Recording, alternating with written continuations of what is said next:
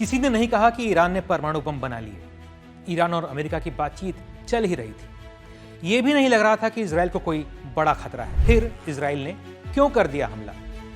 कहीं इसके पीछे इजराइल की घरेलू राजनीति का दबाव तो नहीं? यही है आज अपूर्व एक्सप्लेनर के बड़े सवाल। नमस्कार, स्वागत है आपका।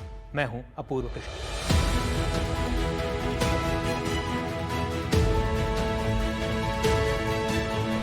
13 जून को शुक्रवार की शाम इजराइल ने अचानक ईरान पर हवाई हमला कर दिया। ईरान ने भी जवाब में हमला किया और देखते देखते ईरान और इजराइल में जंग छिड़ गई। इजराइल का आरोप है कि ईरान छिपकर परमाणु बिजली के नाम पर परमाणु बम बना रहा है और वो समझाने से नहीं मानेगा, इसलिए बस एक ही रास्ता है कि उसके परमाणु ठिकानों को नष्ट कर दिया जाए।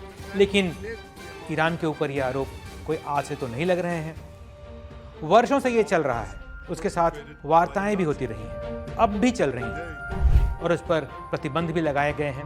और अभी किसी ने यह नहीं कहा कि ईरान ने परमाणु बम बना लिए हैं या वो बनाने जा रहा है। अंतर्राष्ट्रीय परमाणु ऊर्जा एजेंसी IAEA और अमेरिका आज भी वही कह रहे हैं जो पहले भी कई बार कह चुके हैं कि ईरान अपने परमाणु कार्यक्रमों के बारे में पूरी जानकारी नहीं दे रहा। फिर अचानक हमला क्यों? अब 13 जून को जब हमला हुआ, उसके ठीक एक दिन पहले इजराइल में क्या हुआ ये देखिए। 12 जून को इजराइल में संसद को भंग करने के लिए एक प्रस्ताव आया था जिस पर वोटिंग हुई, लेकिन आखिरी मौके पर गठबंधन सरकार में सहयोगी कुछ छोटी कट्टरपंथी पार्टियों के साथ डील हो गई, जिन्होंने गठबंधन छोड़ने की धमकी दी और बेंजामिन नेतन्याहू की सरकार बाल बाल बच गई। इजरायली संसद क्नेसेट में 120 सांसद हैं। 61 ने प्रस्ताव का विरोध किया, 53 ने समर्थन किया, तो 8 वोट से प्रस्ताव गिर गया।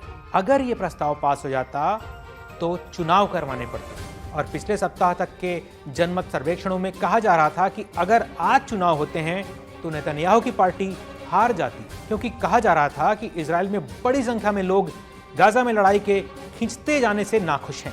सेना में भी असंतोष की बातें कही जा रही थी। पिछले लगभग 1.25 साल से वहां सब सामान्य नहीं है। जब 7 अक्टूबर 2023 को हमास ने इजराइल पर उसके इतिहास में सबसे बड़ा हमला किया था। अब यह भी चल रहा है कि हमले को सरकार क्यों नहीं रोक पाई, इसकी भी जांच होनी चाहिए।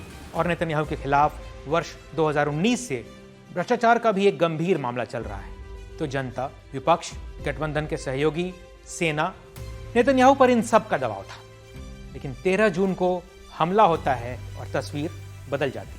महीने भर पहले इजराइल के पूर्व प्रधानमंत्री याइर लापिड नेतन्याहू से गजा में लड़ाई बंद कर समझौता कर लेने की मांग कर रहे थे। ईरान पर हमला होता है और अब वो कह रहे हैं कि नेतन्याहू को उनका पूरा समर्थन। ऐसे ही एक और पूर्व प्रधानमंत्री नेफ्ताली बेनेट के बारे में कहा जा रहा था कि अगर चुनाव हुए तो नेतन्याहू की जगह जीत उन्हीं की होगी, सरकार वही बनाएंगे। लेकिन अब वो भी पूरी तरह से सरकार के साथ है। तो कुल मिलाकर ईरान पर हमले के बाद इजराइल की घरेलू राजनीति बदल गई है। नेतन्याहू के सारे विरोधी ईरान के खिलाफ जंग में उनके साथ आ गए। ईरान के साथ संघर्ष से बेंजामिन नेतन्याहू का राजनीतिक संघर्ष फिलहाल टल गया है। लेकिन इजराइल पर गाजा की जंग के बाद अब एक और जंग के अनिश्चय का बादल अभी मंडराता रहेगा। तो अपूर्व एक्सप्लेनर में आज इतना ही। फिर मिलेंगे नई खबर, नए सवालों के साथ। तब तक के लिए नमस्कार।